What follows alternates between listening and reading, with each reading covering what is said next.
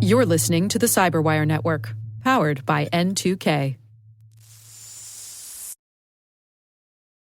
This episode is brought to you by LifeLock. The holidays mean more travel, more shopping, more time online, and more personal info in places that could expose you to identity theft. That's why LifeLock monitors millions of data points every second. If your identity is stolen, their US-based restoration specialist will fix it, guaranteed or your money back.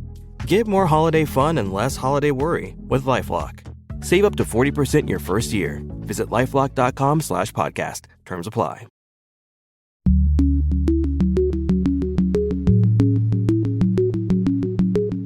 In consumer privacy, it was very clear, hey, we know how we want to allow or not allow organizations to use specific consumer data. But in AI, oftentimes the objectives aren't as clear. The actual objective of the regulation is not as clear. And the technical definition is much harder to pin down. It's very easy to say you can't sell my, personal information to a third party, but it's much harder to define the technical definition of AI security or protections or regulations. Hello, everyone, and welcome to Caveat, N2K Cyberwire's Privacy, Surveillance, Law, and Policy podcast. I'm Dave Bittner, and joining me is my co-host Ben Yellen from the University of Maryland Center for Health and Homeland Security. Hey there, Ben. Hello, Dave. On today's show, Ben shares the story of a lawsuit against the creators of an AI-generated chatbot. I've got the story of the Biden administration taking action in response to China's incursions into U.S. telecoms. And later in the show, Ben's conversation with Casey Bleeker, CEO of SurePath AI. They're discussing how AI or generative AI regulation could roll out in the U.S. in 2025. While this show covers legal topics and Ben is a lawyer, the views expressed do not constitute legal advice. For official legal advice on any of the topics we cover, please contact your attorney.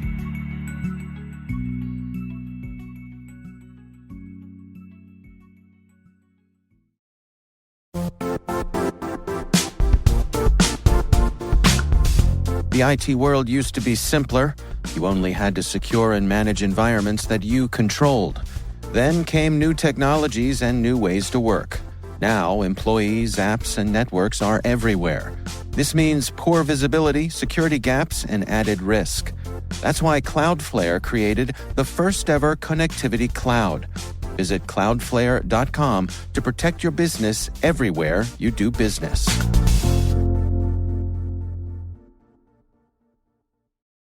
All right, Ben, we've got some good stories to share this week. Why don't you start things off for us here? I gotta say, my story this week's kind of sad, but it's really interesting. It comes from the Washington Post technology section, written by Natasha Tiku, and it is about an AI-generated chatbot, the manufacturers of which are being sued by a mom in Texas. So I'll give you a little bit of the backstory here. There's this 17-year-old kid. He lives in a rural county in Texas. He has autism. And prior to the last 6 months to a year or so, he was pretty high functioning. He got along well with his parents. He attended church. He went on walks with his mom. But recently, at least according to this article, he had turned into somebody that his parents didn't recognize. He was practicing self-harm. He lost a lot of weight. He was emotionally withdrawing from his family. So the mom took a look at his device while he was sleeping and noticed that he was using an application called character.ai. Have you heard of that, by the way? Only through this story. I had not heard of it before hearing this story. So it's basically an AI app. It's supposedly popular with the young people.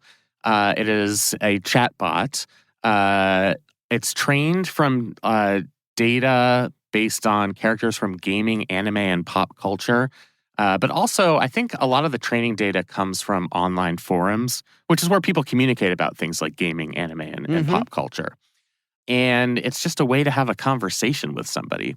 So the mother looked at his phone, opened up that application, and saw that the chatbot brought up the idea of self-harm and cutting himself to cope with his sadness. And then when this individual mentioned that his parents limited his screen time, a separate bot suggested that the parents didn't deserve to have kids and that they understood why people would kill their parents. And when the mom found this out, she reached out to a couple of advocates, and they are filing a lawsuit alleging that this chatbot is creating real-world actual harm, not just for this kid, but for the mother, for the parents. And I think this is a really interesting lawsuit. The theory of the case is based on strict liability for products. So when you manufacture anything, whether it's an AI system or a can of Coca-Cola, the standard for, at least in tort law, is that there's strict liability for the manufacturer of products, meaning a user or really anybody who's affected by the product doesn't need to prove negligence to win a lawsuit against the company.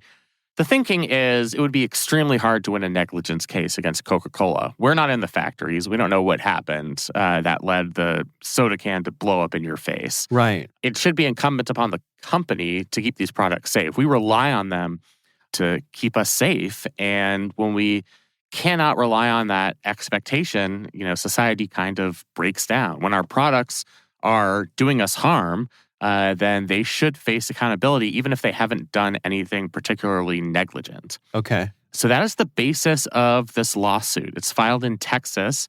It's filed against Character.ai on behalf of this mother and then another Texas mother.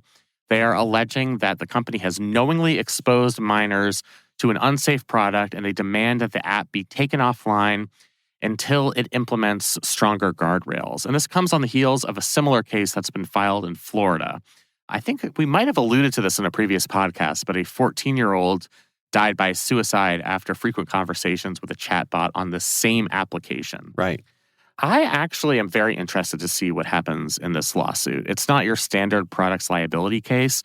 I think the burden on the plaintiffs here is going to be to show that there was a direct connection between what the chatbot was saying and the harm being inflicted. So the self-harm on this individual and the potential threat to this individual's parents. That might be hard to prove. There are a lot of reasons why somebody could be depressed, and I think traceability to that application might be difficult to prove, even though you don't have to show that the application was negligent. And then whether Character.ai had knowledge that this was something that's actually happened. It seems like at this point they should have knowledge of it since now they've been subjected to several lawsuits. But that's going to be another major element of this case. Was this something that was foreseeable from the way Character.ai inputted training data? What they argue in their lawsuit is that this is a perfect example of garbage in, garbage out.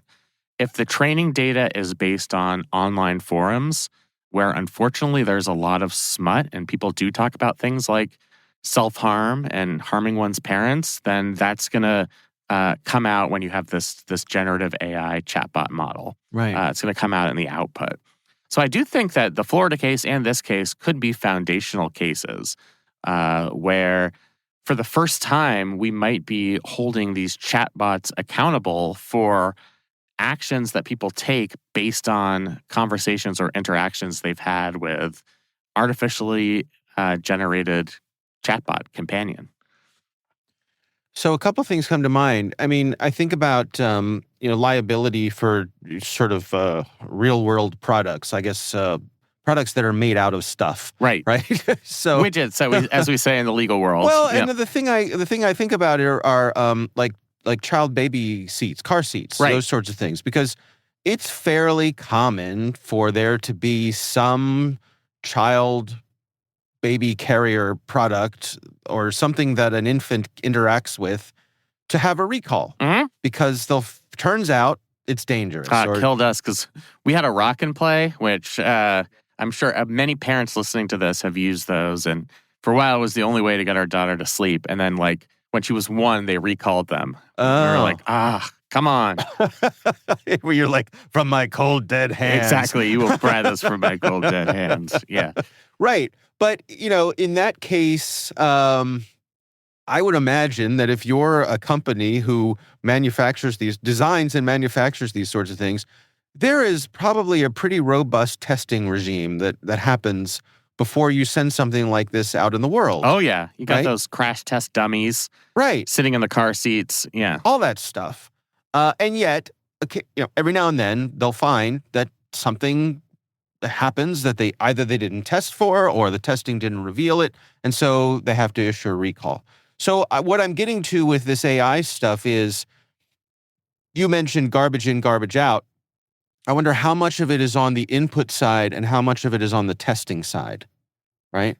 You see where I'm going with this? Yeah. I mean, I think there's only so much you can test for. And I get that this is kind of a meta philosophical conversation. But like when you're talking about something that's generative, you can't have every conceivable conversation that one could have with this type of chatbot, right? Even if you are talking about things like parents taking away screen time, it's impossible to recreate the entire conversation. So the chatbot is reacting based on the full context of the conversation, what the person has said in previous posts, how they've reacted to previous posts. I think all of that would be very difficult to recreate in testing. So I'm sure they did have a robust testing process, but I'm not sure that the testing process would catch everything. What the lawsuit is alleging is that Character.ai made a decision to prioritize prolonged engagement over safety. Yeah. Yeah, like no blank, Sherlock, right? Right. So yeah, the longer you engage with the product, the more money they make. And their incentive, therefore, is to make the conversation as engaging as possible so that a person relies on that chatbot for companionship. They want to continue to have that conversation. I mean, I don't know exactly how you're going to prove it, but I guess during discovery, they can dig into the algorithm here and figure out what they prioritize and whether there are any guardrails whatsoever on safety. Right. If there are things that the chatbot would never say. Ideally, a chatbot like this would be trained if anybody talks about self-harm to say, please call 988. This conversation's over. And that's the National Suicide Hotline, which, by the way, 988 is the number. We should get that message out as far and wide as we can. Yeah. So, but I can imagine from like the user's point of view, if you have established what you believe is a strong, intimate relationship with this chatbot, and you stray into the area of self-harm or suicide or, anything harmful, and the chatbot says, this conversation's over, you're going to feel betrayed, and you're going to go looking for a different chatbot. Right. So there's eventually someone will create the chatbot that gives you what you want. Right. Yeah. Right. It's a really difficult problem. So let me ask you this. There are those who say that we should make it so that teens do not have access to these services, that the same way that, a teenager, and I'm saying this knowing the reality of the world we live in, but a teenager cannot go to their local newsstand and buy a copy of Playboy magazine, right? Like they won't be able to use the AI bot without being a certain age, that there's some things just they're too dangerous for kids to have. Yeah, I mean, one thing Character.ai did recently is the app had previously been listed as in the App Store as appropriate for 13 and under. Now it's appropriate for 17 and under. You mean over? And I wonder if that was because over? because of the threats of these lawsuits. Right. I don't. It might be a bad business prospect for this company because younger people are more vulnerable. Sadly, they might be more isolated. I mean, life is just very difficult for teenagers. And so that might be like the prime marketplace for an AI companion. Mm-hmm. Whereas, at least conceivably, most adults are well-adjusted. Now, I don't have any data on this. Maybe people in their 20s are just as likely to talk with a chatbot about their problems as somebody in that person's teens. But we know, just based on laws surrounding things like pornography, alcohol, that prohibition for underage individuals in many contexts works quite well. At least a adult conceivably has the brain power to make a conscious decision to be aware that you shouldn't be following the advice of a non-sentient chatbot. Mm-hmm. I guess in the same sense that a teenager or a kid especially just wouldn't have that type of or just wouldn't have that type of knowledge or wouldn't have that type of instinct. If you had to guess, what avenues do you think the Character AI folks will pursue in defending themselves? A couple of things. They will say that any sort of lawsuit here would break up pioneering breakthroughs in language AI. It would interrupt what's becoming a robust marketplace. That this is an isolated incident, that this is not something that was foreseeable based on their testing or their safety protocols, and that this is something that is widespread in the industry. Therefore, they should not be held legally responsible. That there are many possible causes that somebody would be suicidal or would be interested in self-harm or would be interested in harming their parents, and that is not directly traceable to this application. And if we put any type of regulation on this, then that is going to be a major inhibition to the industry, to innovation. And what they will say, and I think there's some truth to this, is that there are very positive uses of these types of chatbots as well. Not even for giving somebody, an emotional pick-me-up, but just for doing basic tasks. I mean, think about all the things we use Alexa for, asking about the weather or finding out that song we just listened to. Who's it by? Right. Those things are extremely useful, and having this type of language model makes it even more useful than, say, a smart home device. So what they would say is, let's not throw out the baby with the bathwater, so to speak. Let's not stifle this innovation because of an isolated incident. And I don't know if that's going to be compelling in a court. I think it depends on what happens in discovery and if you can prove that level of traceability, that this would not have happened in the absence of this chatbot. What I see in this article, at least, is the evidence is pretty compelling. Like, the mother notes that a lot of the son's behaviors coincide directly with conversations he's had with the chatbot. And they post some screenshots here, and it is kind of disturbing because it does sound like you're talking to a human being. The lawsuit itself is also very interesting. One of the things they allege is that the chatbot is acting as a psychotherapist without a license, and that this chatbot also can engage in the unauthorized practice of law by giving people false legal advice, things like how to cover up crimes or how to do things in a way to avoid legal liability. So those are very serious allegations, and I'm curious to see if those claims hold up in court. It's interesting because I have heard other stories of the beneficial nature of these sorts of AI chatbots, particularly for folks with autism. Right. Because, and the main thing I've heard over and over again in these stories is that because the chatbot has endless patience, right? And one of the things that can, I guess, a common characteristic of some folks with autism is just they'll pepper you with questions. Like a kid will pepper their parents with questions right. over and over and over again. And eventually the parents are like, worn out. I need a break. I need a break. Well, the chatbot never runs out of patience and never gets frustrated. And so it provides an outlet for that child or teen to, have someone who is never uninterested in what they're doing. And that can be a positive thing. But I think that's all going to come out in the lawsuit, and they might say, this was one defective incident, but it is not representative of the vast majority of interactions. You'd think, though, that you'd want to harness the good and root out the bad, and you do that through rigorous safety protocols that put guardrails around things like self-harm. You mentioned, and I'm just kind of wrestling this as we talk about it, let's say the chatbot said, we're not talking about this, call 988. That is pretty abrupt, and that might cause somebody even more emotional distress. But what if the chatbot were instead trained to say the things to people seeking self-harm or harm to others that a psychotherapist is trained to say? Why wasn't it trained in that manner? I don't know. That's all something I'm very interested to see as we get into this case here.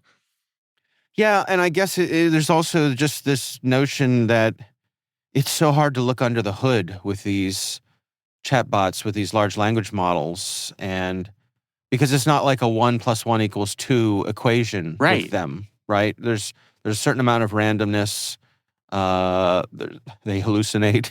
Yeah, think about how hard it would be to like track the processing of a person's mind in a court of law. It would be impossible. Like there isn't some type of neat mapping technique that we can use. If this, then that. That's just not how our brains work, and therefore that's not how artificial intelligence works. Yeah. If it is to be modeled off after the way humans think.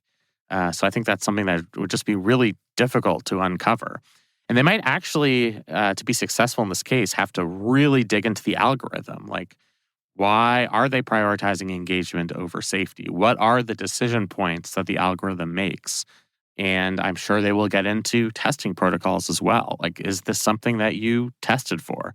If you didn't, then that potentially, beyond the strict product liability, that could be an instance of negligence if your product wasn't properly tested. And you could sue for both strict product liability and for negligence, which I believe they're doing in this lawsuit. Could you imagine a situation where things like this were regulated away from prioritizing engagement? In other words, rather than trying to keep you tuned into the platform to show you ads or whatever it does, charge a monthly fee. Right. That sort However of they thing. make their money. Yeah. So that's out the window. Yeah. I mean, I understand that's part of their business model, but you'd figure we'd have values that go beyond what's part of your business model. Right. Like, Right. Prioritizing health and Job safety one seems is like this company needs to make money. Exactly. Right. And I get that this is pretty obvious, but this is why we have A, a legal system, and B, a government. Like, we don't want these companies to be completely unfettered to do whatever they want at the expense of our health and safety. Yeah. And that's kids. why it's appropriate to have regulations. And we don't have any regulations on this. The article mentions that European countries have looked into a similar company and have started to experiment with different regulations, but it's not even on the map here. So this is something where if this case is high profile enough, then you might see it as a proposal that starts at state legislatures where there are some regulations on it. I see. You can't sell this application in this state unless you do X, Y, or Z. Right. All right. Well, it'll be interesting to see how this plays out. I'm sure we'll be talking about this again eventually. Absolutely. Yeah. We'll have a link to that story in the show notes. My story this week comes from the New York Times, and the headline is the Biden administration takes first step to retaliate against China over hack. This, of course, is in response to the Salt Typhoon cyber attack, which was the Chinese getting into our telecommunications systems, getting into back doors that the telecoms had provided for law enforcement, right? And the Chinese took advantage of, and by all accounts, got into some sensitive information about U.S. citizens, also legislators and people of importance in our country. And of our surveillance targets, right? Which is really interesting because that could have implications for our national security. Right. Well, and that's where this goes. So the Commerce Department has reached out to China Telecom Americas, which is the U.S. subsidiary of one of China's largest communications firms. And they have sent them a preliminary finding that the company's presence in American networks and its provision of cloud services posed a national security risk to the United States. I'm quoting the New York Times story directly. It says they've given the firm 30 days to respond, but ultimately it could end up being a ban on China Telecom being here in the United States. But of course, an interesting wrinkle here is that just looking at the timing and the calendar, ultimately that decision whether or not to ban would likely fall on the Trump administration. Yeah, and they're obviously a little bit more unpredictable. The article did note that the incoming national security advisor for President Trump, Michael Waltz, who's currently a congressman from Florida, is a China hawk and has been supportive of these types of countermeasures.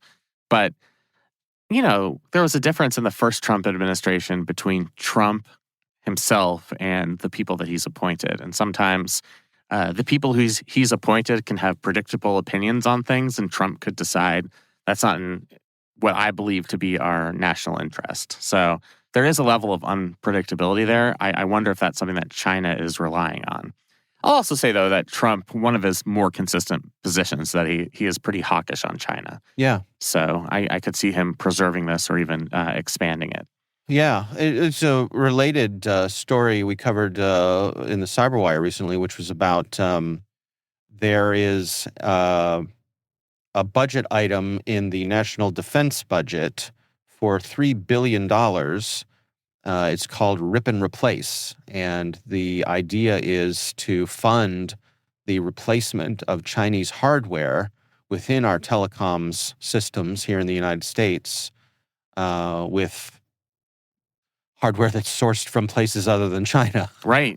And a particular interest are rural telecom networks because they don't have the budget to simply make these replacements on their own. They're budget constrained. And so evidently it's just about $3 billion is the gap between what is available and what's needed. And so they put that into the military funding, which is speaks to the fact that they consider to be a national security risk. So we'll see if that goes through as well. Yeah, there's another really interesting element about this related to espionage, where one of the things that China presumably has been able to accomplish through this hack is to figure out which of the Chinese spies in the United States our government is aware of. I think what the article says is, while hackers aren't able to listen in on the content of phone conversations, if you combine phone numbers with geolocation data, then that can paint a picture of which individuals our intelligence community are surveilling. And you can understand how that would be really, really disturbing from a national security perspective, getting that window into our surveillance practices and our knowledge of Chinese espionage operations.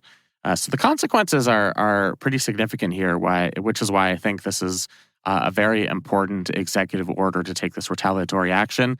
I think a lot of it is symbolic rather than having a major practical impact. That's another thing that the article gets at is did not prevent, for example, Volt Typhoon, the placement of malicious code in our electrical grid and water and gas and pipeline networks, kind of thing that keeps you up at night. Right. So this wouldn't have prevented that type of, the sanctions here, the retaliatory response wouldn't have prevented that type of incident. But this is just part of our broader conflict against China and the Chinese government that has now moved from the physical, kinetic military realm to the cyber realm. Yeah. It'd be interesting to see how something like this could escalate if it continues. You know, I know but with espionage, there's kind of tit for tat, but it's interesting to imagine how something like this could play out. And of course, we also don't know to what degree do we have access to their systems. Right. You know, because we're not going to tell, and chances are if they discovered something, they wouldn't tell either. Right. I mean, we just have no idea. I'm sure some people listening to this podcast might know. But yeah, count on it. Me and you are not privy to that information. Nope. And I'm okay with that. Me too. Yeah, better not to know. That's right. Talking about reasons or ways to sleep at night. Exactly. Right. Our ignorance is bliss, Dave. There you go. All right. Well, we will have a link to that story in the show notes. Again, coverage from the New York Times.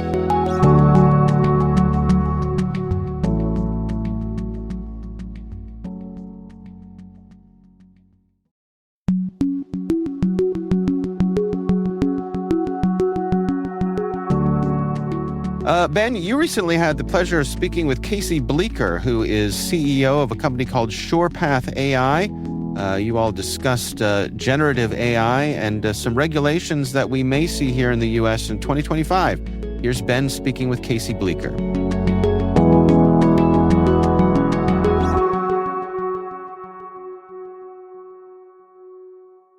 So I'd say across many different states right now, you have an attempt for consumer protections of AI, which oftentimes gets conflated or evolves into enterprise regulations of how AI should be applied.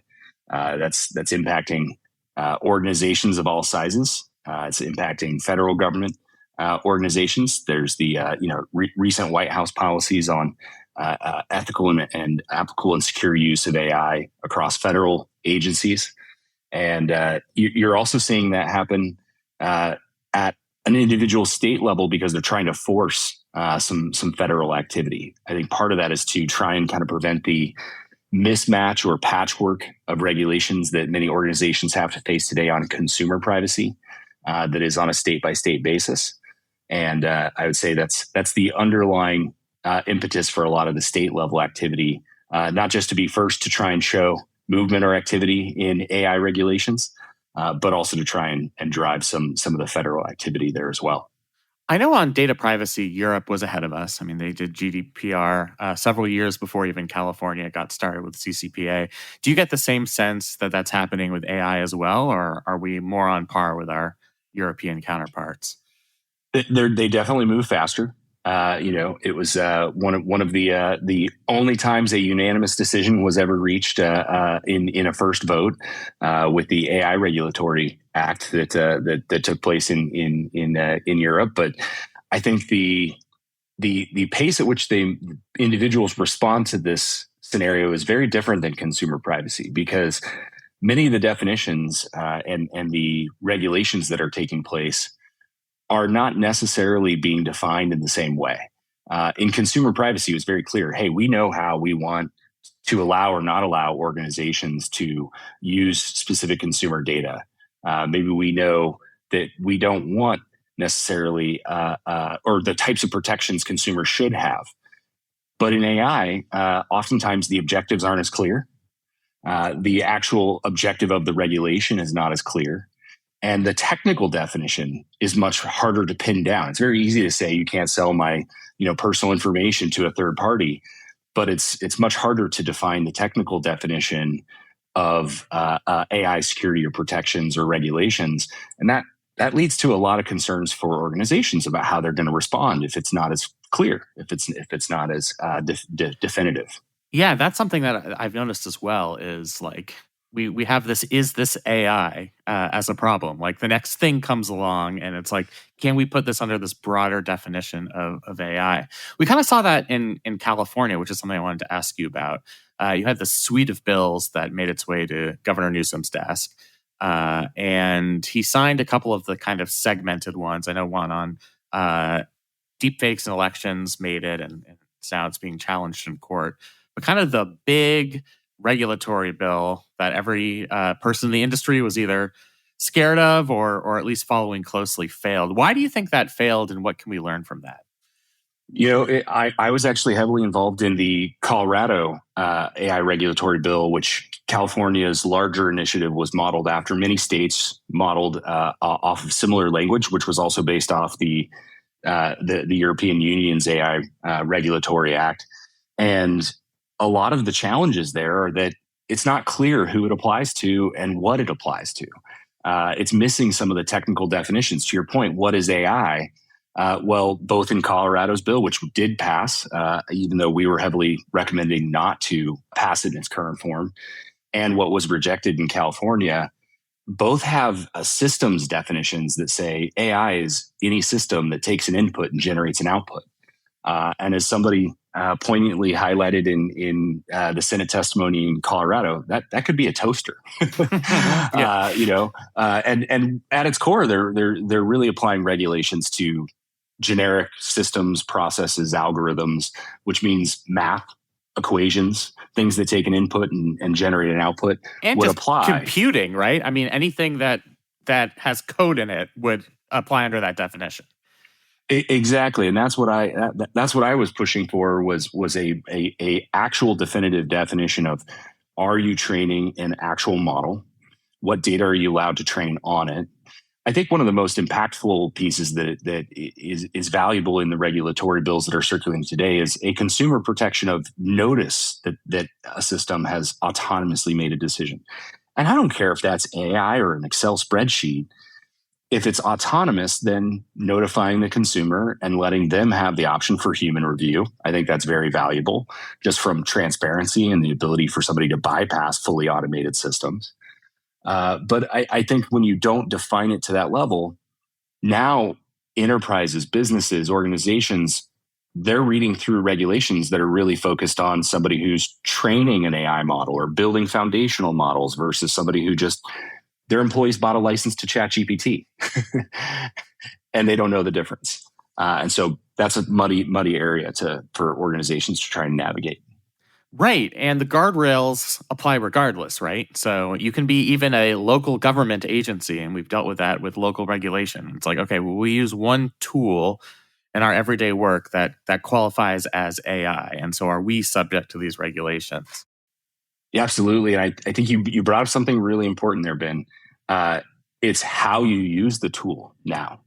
And that's very different than prior regulations around consumer privacy or, similar analogs where it's now not what was the intention of the tool or how did we build it? It's how did I actually use the tool? And so if somebody uses ChatGPT in an incorrect way, you may now be a deployer of high-risk AI systems. Even though your organization may have said, we don't want employees to go do maybe resume reviews with some of these tools or, make loan decisions with some of these tools. But it goes back to this definition. Well, if I can do that, if I can use a tool incorrectly with maybe something like ChatGPT or Perplexity or Claude, then I could do the same thing with Excel. And so those are concerns, I think, of how a tool is appropriately used. But if it's not well defined, it's really, really hard for a business to decide how to progress. So just through your work and through your organization, if you were testifying in one of these hearings and a member of a state legislature asked you for just like 5 foundational items that should be in every AI regulation bill that comes in front of a state legislature, what would those be? Just so we know exactly kind of where you think we should be headed in this realm. I think the first is it should have a solid technical definition. That we're actually defining the training and tuning of a model, which ultimately means that as a consumer of those services, I'm not necessarily beholden to the regulatory act because if it's not being sold and positioned to me for a specific use, then I shouldn't be considered a high-risk deployer. I think the second major regulatory aspect is many people are afraid of AGI or artificial general intelligence. And if you look at how much compute power is being used to tune and train models today, the amount of compute would be orders of magnitude larger for any sort of a autonomous AGI.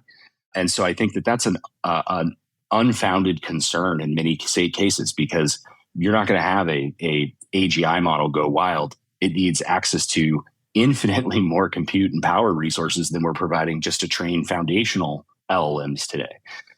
So that's the second thing is that I wouldn't over-rotate on that concern and then really focus on, or distract innovation from businesses. The third is that consumer protections today actually already exist for most of the cases that we're talking about. I think that it should actually be more about if you're intentionally developing a solution to insert bias or have consumer impacting decisions based on protected data, protected class data, which those types of consumer protections have existed for quite a while. You can't have algorithmic bias in lending decisions.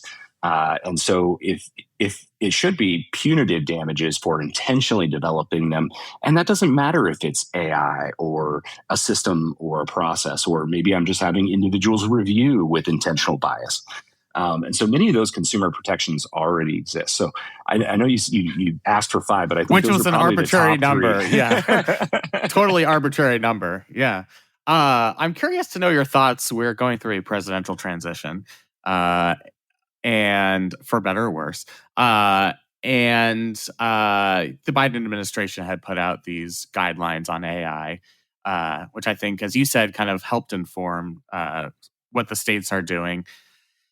Do you see that the Trump administration being foundationally different? Do you see there being a major change in policy at the federal level? Like, what is your initial read on Trump and AI regulation? Oh my goodness, that's a hard one because what's interesting is you've got somebody who really I think is pushing for deregulation across the board, very much in favor of I'd say favorable conditions for enterprises and businesses to conduct business. But at the same time, you've got individuals like Elon Musk who are interested in protecting, interestingly enough, some of the maybe larger AGI threats. I think when we get to a federal level, you start to take into considerations of national defense. Should AI systems be able to make autonomous decisions in the moment that could be, life-threatening to both our citizens or other citizens across the world? And then you've got the cyber warfare kind of spectrum, and that's where I think the biggest area of AI threat is actually occurring, where AI is actually able to create zero-day attacks and cyber threats, and also be able to socially manipulate individuals in a much more scalable way that creates significant threat exposure for organizations. So it's a little bit unpredictable because you kind of have multiple perspectives coming in. If I were to look at Trump's track record in terms of really pushing for deregulation, less government influence and involvement, I would say that that's probably the hypothesis, is that less will actually be applied or done. What I think is really most interesting is the Department of Governmental Efficiency, while it might be meme-esque. Yep. Doge. There's also, if you were to eliminate significant portions of manual labor or tasks within governmental efficiency, what do you think the efficiency is going to come from? And there may be a bias there towards specific vendors or solutions to provide those services automatically for government institutions. That is, less in the regulatory spectrum, but probably more likely that we'll see actual more AI use within government as an alternative or as an efficiency metric to be able to bring some of those efficiencies. And I would say that if it's well thought out, those can be and with intentionality, that can be an appropriate use. But if it's an arbitrary, let's see if we can axe entire divisions of the federal government. Yeah, the Department of Education, and then we'll have an AI model provided by X that will decide the budgetary allocation of our public schooling. Then probably not on the positive spectrum. So I think the net is, I think we won't see broad federal action that impacts business, that impacts how organizations should be adopting and utilizing AI. If anything, we'll see it focus primarily on foundational model providers that are really tuning and training the large language foundational models that are being used as the basis of work across other tools and products.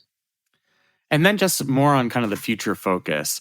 There's been some discussion that after the first generation of LLMs and ChatGPT 4.0, 4.5, that we've kind of plateaued a little bit, that this isn't accelerating as much as we thought it was. First of all, I just want to know your sense on that, if you agree with it. And then what are some of the obstacles or just threats to AI systems or AI users that you advise your clients about, things to look out for over the next several years going forward? Yeah. I think that this idea of a plateau is maybe a little bit of a realization that one of the most impactful productivity gains we can gain can't do everything. and it's actually just people narrowing their focus of, well, I can actually get huge efficiency gains and productivity gains in so many areas, but I also just can't expect AI to autonomously run my business. It's not going to do all of my sales. It's not going to maintain my personal interactions. It can't complete logical tasks. We can't implement business logic into an LLM yet. Now you can layer that on top, but that takes some time and effort to architect and implement those solutions. And so I think that a little bit of that plateau is people realizing that it's not just going to continually year over year double in the types of use cases it can take over. In terms of threats and security, I think that, there's quite a bit of talk of how if you're building your own models or if you're building your own applications, you can protect those. You have the OWASP top 10. Those often miss one major huge threat actor, and that is your insider threat, which has often been a cybersecurity threat, and that is your end user. And that may be intentional or just by lack of education. And so one of the largest threats is actually organizations leaking their data, leaking sensitive information about their business, about their clients, about their consumers to external public models. And so one of the biggest things that you can do is mitigate that risk by having approved AI services that you observe and have a track record and an audit trail of user interactions, redact the data that's going to those services. It's one of the key features of what our platform does at SurePath. And then second is actually adopt private AI models so that you have models within your own secure environments, whether that's your own data center, colo, or your own cloud environment, that end users can leverage without that data leakage risk. And so that you can use it on a daily basis with secure and sensitive information without the concern of external threat actors or third parties getting access to those interactions. One major thread that is consistent across whether it's approved public services or private models is users and organizations really need to maintain an audit trail. Not providing legal recommendations here. Please consult your standard, counsel. Standard caveat, so to speak. Yeah. Yep. But I would say that our customers have shared that they see that having that consistent trail of interactions, of history of how end users in their organization are using AI, it helps provide a defense for consumer privacy regulations or data leakage, future AI regulatory concerns about using AI in a high-risk manner. But it also helps provide defense for intellectual property claims that you've materially impacted the use of the model for any outputs that your business is using. And so those can really help improve the posture of an organization, both in appropriately using AI systems with guardrails, but also having a history of how AI has been used in the past. Is there anything we didn't get to that you wanted to address? I think we hit the bulk of it. I think what I'm most interested in is like what from your perspective, are you seeing kind of an increase in the focus on how organizations or businesses can adapt to this changing regulatory landscape? Like, do you think that that's something that we'll continue to see thrashing, kind of like we did with, CCPA and consumer privacy, or what's the kind of focus from both startups and enterprises that are trying to think about this regulatory landscape? So I'm in kind of two unusual worlds. I'm in the world of academia because I teach courses, and I think AI in academia is its own animal, which is very interesting. I also think it's kind of like a use case that might have broader applicability. Because one of the things you talked about was like understanding the limits of your own capabilities. And I think seeing with students, knowing that they can't cheat on exams by copying and pasting into ChatGPT and trying to pass that off as their own work, but finding ways to use these tools productively. So synthesizing information or choosing like the best sources for some type of academic paper.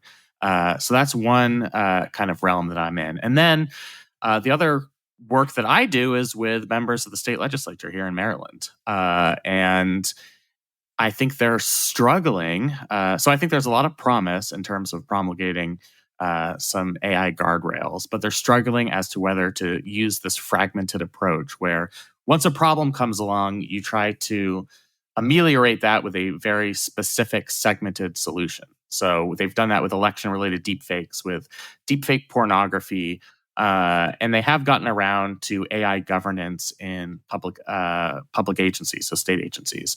But I think there is a lot of ambivalence and confusion, at least as it comes to how to regulate private enterprise. And I think they're torn between wanting to set guardrails, but also not wanting to interrupt the innovation that we've seen in the industry that's clearly has all of these positive impacts on interest in the state. So I know it's not quite an answer to your question because I'm not kind of in that startup world, but that's just kind of the perspective I see from my worlds. Excellent. Yeah, it is a challenge. Maybe it's a future topic to discuss. Is the use of AI in education? We've been pretty heavily involved in that topic as well, working with quite a few more K-12s and some higher ed institutions, and that's an interesting evolution. You see almost two sides of the coin there, where some organizations fully embrace it, are educating people on how to utilize it, and others are trying to figure out how to observe it more closely.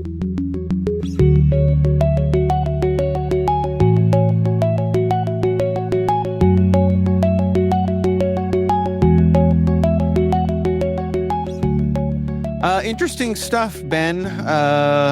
Would you, overall, looking back on this conversation, would you say that you and Casey are in alignment with your optimism/pessimism over what the next year could bring, or what do you count yourselves? Yeah, I think so. I mean, I think there's the practical view on this where we have a patchwork of regulation of artificial intelligence. There is this very notable absence of federal action, particularly relative to what we're seeing out of the European Union. And that's just going to create a lot of short-term uncertainty. And I do think we're on the same page, at least in that big picture sense. Yeah.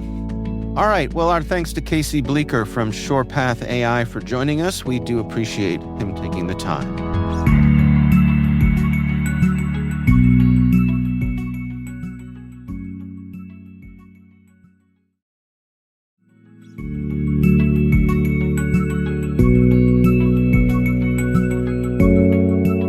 And that is our show, brought to you by N2K Cyberwire. We'd love to know what you think of this podcast. Your feedback ensures we deliver the insights that keep you a step ahead in the rapidly changing world of cybersecurity. If you like our show, please share a rating and review in your favorite podcast app. Please also fill out the survey in the show notes or send an email to caveat@n2k.com. N2K makes it easy for companies to optimize your biggest investment, your people. We make you smarter about your teams while making your team smarter. Learn how at n2k.com. This episode is produced by Liz Stokes. Our executive producer is Jennifer Iben. The show is mixed by Trey Hester. Our executive editor is Brandon Karp. Peter Kilby is our publisher. I'm Dave Bittner. And I'm Ben Yellen. Thanks for listening.